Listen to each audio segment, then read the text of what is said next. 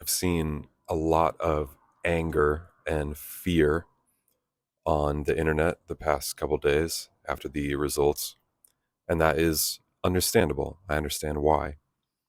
A lot of rage, a lot of hate, a lot of Instagram stories or posts saying, if you voted for who, fuck you, I hate you, unfollow me. I don't know how you can live here. I hate this country.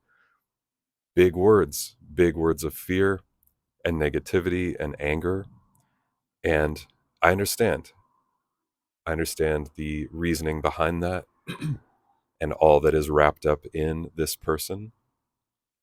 And so I'm not a conspiracy person at all.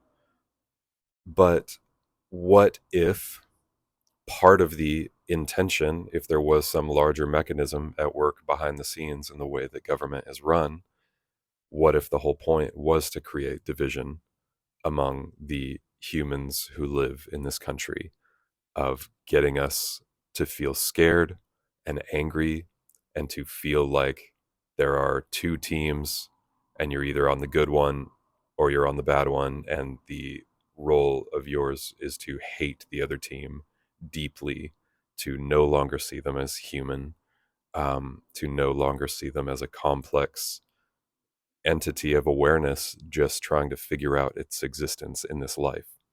Just a question. I don't know if that's true. And even if it's not literally true, that's sort of what it has become. What if the point was to keep us distracted and mad so that they behind the scenes can do whatever they want? And they want us in a state of frenzy. They want us in a state of fear and panic and worry and having activated nervous systems and thinking that everything is about to fall apart any minute. So I understand that all of that, in some sense, is kind of true. Things are seemingly quite bad. But also, can I encourage you to not get lost in the fear of what might occur, to not be stuck in a mindset of thinking this is absolutely what's going to happen? Everything is going to fall apart. It's going to be horrible. There's so much energy behind those thoughts, and collectively all of the people thinking that at once, all of that fear, all of that rage and anger, has a tangible effect, and it is creating something that is influencing this reality. But at least for yourself, for today, for this moment that you happened to watch this video, how are you right now? Are you safe? Are you breathing? Do you have food? Do you have a place to live? Like, are you okay right now? And after this, are you going to kind of be okay?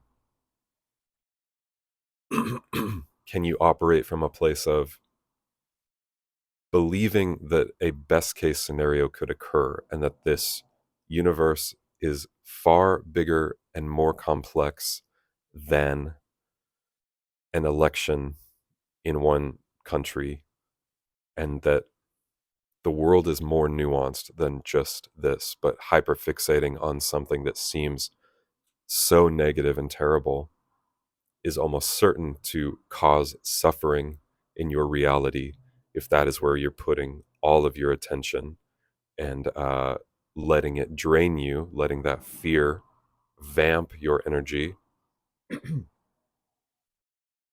And it's almost certain to make your reality miserable. So it's a complicated thing. It can seem impossible to get away from, but I believe that you can opt out of paying attention to the rage and anger and sadness. Um, and why would you put your focus somewhere or on something about which you have no control? If you have no control and you cannot change it and you're suffering over that, then are you able to shift your perspective to somewhere where you do have control, where you can be present, where you can have a tangible difference and focus on that. Um, because getting lost in the despair will only weaken you, weaken your nervous system and your immune system, and you'll be operating from a place of fight or flight. And that is not useful to anyone. It's not useful to you or your family or your community or your friends or loved ones. It's not useful to the city you live in or the country you live in. It's not beneficial to this world. Um, are you able to shift your perspective and be in a state of ease and calm and do whatever you need to care for yourself? And then when you're calm, even if it's only temporary, even if it's only half the day,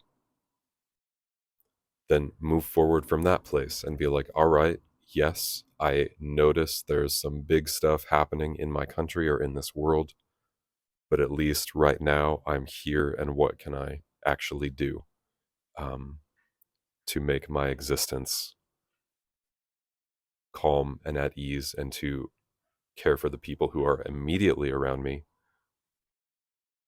and see what happens. But yeah, don't let the fear destroy you. Don't get bogged down by what might occur, and try to just be right here, which is the only moment you ever have.